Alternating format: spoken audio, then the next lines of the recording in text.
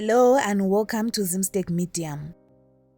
The Commander-in-Chief of the Zimbabwe Defense Forces, President Emmerson Mnangagwa, has promoted Brigadier General Asha Walter Tapfumaneyi to the rank of Major General, conferring badges of rank to the newly promoted Major General Asha Tapfumaneyi at the Zimbabwe Defense Forces headquarters in Harare.